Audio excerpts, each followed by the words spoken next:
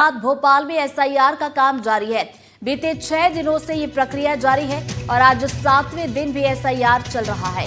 11,20,000 गणना पत्र बांटे गए हैं और भोपाल में कुल 21,25,908 मतदाता है। कुछ ही दिनों में पत्र बांटने का काम पूरा किया जाएगा। तो भोपाल से ये खबर आप तक पहुंचा रहे हैं। मध्य प्रदेश में भी देखिए एसआईआर की प्रक्रिया चल रही है। भोपाल की बात की जाए तो बीते 6 दिनों से ये प्रक्रिया लगातार जारी है और आज इसका 7वां दिन है। तो बता दें कि 11,20,000 गणना पत्र बांटे गए हैं और भोपाल में कुल 21,25,908 मतदाता हैं। तो कुछ ही दिनों में पत्र बांटने का काम भी पूरा हो जाएगा।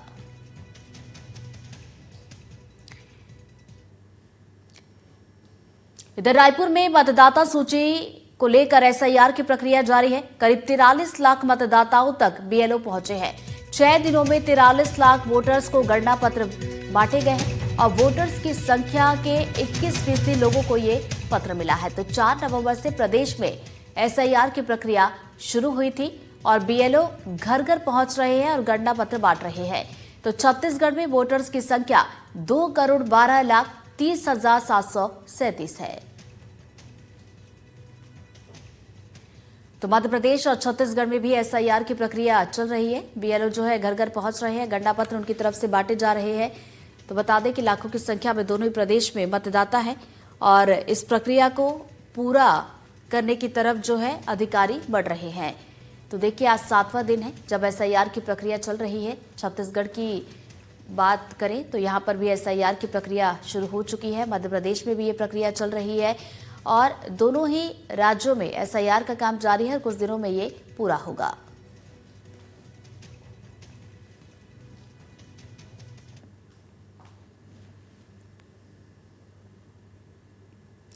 वहीं भोपाल में एसआईआर के मामले में वार पलटवार चल रहा है। बीजेपी ने कांग्रेस पर निशाना साधा है। सिर्फ सुर्खियों के लिए कमेटी बनाई गई और कांग्रेस गुटों वाली पार्टी है। तो एसआईआर की प्रक्रिया जब से शुरू हुई है तब से इस पर सियासत भी देखने को मिल रही है। वार पलटवार चल रहा है। बीजेपी ने कांग्रेस पर इसको लेकर निशाना साधा। सिर्फ सुर्खियों के लिए कमेटी बनाई गई और बीजेपी कह रही है कि कांग्रेस गुटों वाली पार्टी है।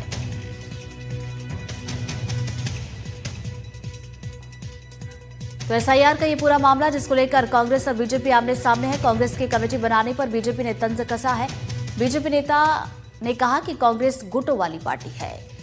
कांग्रेस का मूल चरित्र आरोप लगाकर राजनीति करने का है, विरोध करने का उनका जो मूल चरित्र है वो उसी पर काम कर रहे हैं। कोई भी उनकी कमेटी बना लीजिए, कोई भी उनका अभियान देख लीजिए, वो सिर्फ एक दिन की सुर्खियों के लिए होता है। उसके बाद उसका इतिश्री कांग्रेस खुद ही कर देती है। वो गुटीय संघर्ष वाली पार्टी है, दलों वाली पार्टी है, गुटों वाली पार्टी है, कबीलों वाली पार्टी है और उनके जो सरदार हैं वो उसको चलाते हैं। अब इन्होंने एक एसआईआर का गठन किया है टीम का। अरे आप जनता के बीच जाओगे नहीं, उनके दुख में, उनके दर्द में, उनके तकलीफ में, उनके कष्ट में आप खड़े नहीं होगे, फिर आप कोई भी टीम बना लो, उसका जो परिणाम है वो शून्य ही आना है। और चलिए इसी पर बातचीत करेंगे। बीजेपी प्रवक्ता नेहा बग्गा हमारे साथ जुड़ गई है तो वही कांग्रेस प्रवक्ता भूपेंद्र गुप्ता जी हमारे साथ जुड़ गए हैं और सबसे पहले भूपेंद्र जी के पास मैं जाना चाहूंगी। भूपेंद्र जी देखिए एसआईआर को लेकर आखिर क्यों निशाना साधा जा रहा है, क्योंकि देखिए एसआईआर की प्रक्रिया तो इसलिए शुरू की गई है ना कि जो मतदाता सूची है उसे ठीक किया जाए। देखिए मतदाता सूची तो कोई पहली बार ठीक नहीं हो रही है, ये तो हमेशा होती रहती है, हर 10, 15, 25 साल में होती है।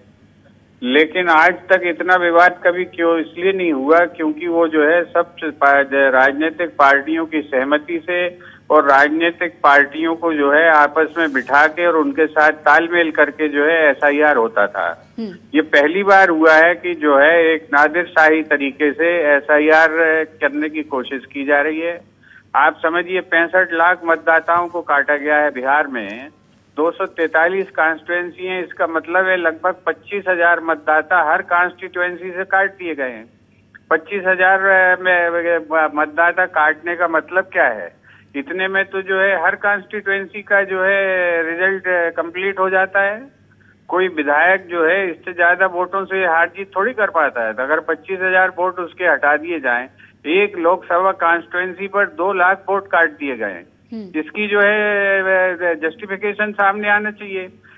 जब चुनाव आयोग जहां पर फंस जाता है वहां पर कानून बदलने की बात करने लगता है। हाई कोर्ट ने कहा कि आप जो है वीडियोग्राफी दिखाइए, क्यों नहीं दिखाई उन्होंने, चुनाव आयोग ने।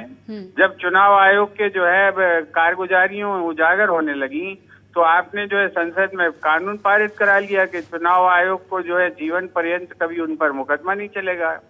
तो ये जो कवरेज है, ये जो शील्डिंग है, ये किन चीजों को कवर करने के लिए की जा रही है, ये देश की जनता जानना चाहती है और देश की जनता जानना चाहती है। नेहा जी से इसी पर मैं जवाब लेना चाहूंगी। नेहा जी, भूपेंद्र जी को आपने सुना, उनका कहना है कि वोट काटे जा रहे हैं, जबकि जो अलग अलग राजनीतिक दल है उनको भी इसमें शामिल आखिर क्यों नहीं किया जा रहा है?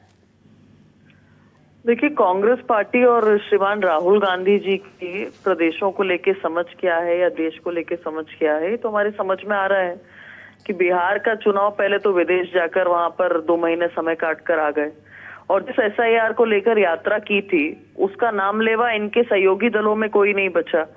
कांग्रेस पार्टी के वरिष्ठ नेता, चाहे पवन जी हो, चाहे कांग्रेस पार्टी के अलायंस के नेता तेजस्वी यादव हो, इन लोगों के भी 2-2 वोटर ID बने हुए हैं। तो क्या इसकी सफाई होनी चाहिए कि नहीं, ये मूल प्रश्न है। और ऐसे अनेकों कांग्रेस के अंदर मिल जाएंगे जो जिनकी मृत्यु हुई है उनके नाम कटने चाहिए या नहीं, जो नए वोटर्स हैं उनके नाम जुड़ने चाहिए या नहीं, कोई अगर बॉर्डर क्रॉस करके यहाँ आ गया है तो उन लोगों के वोट, उनके नाम कटने चाहिए कि नहीं। तो ये मूल चीजें जो हैं, ये कांग्रेस पार्टी को छोड़कर और खासतौर पर राहुल गांधी जी को छोड़कर सभी समस्त देश की जनता इस बात को बहुत अच्छे से जानती है। ये राहुल गांधी जी को हर चुनाव से पहले एक मुद्दा रटवा दिया जाता है और फिर वो उसको बार बार रिपीट करके सोचते हैं कि शायद उस पर कुछ हासिल कर लेंगे, पर जनता बहुत समझदार है, वो बहुत अच्छे से जानती है कि किस तरीके से SIR महत्वपूर्ण भी है और ये बहुत ही नेचुरल प्रक्रिया है जो हमेशा से चली आ रही थी और मुझे लगता है कि आगे भी चलेगी। लोकतंत्र की यही खूबसूरती है। अब भूपेंद्र जी बहुत विद्वान है, पर उसके बावजूद आज उनकी मजबूरी है कि राहुल गांधी जी जैसे किसी ने कहा है कांग्रेस पार्टी के अंदर, तो दोहराना तो पड़ेगा।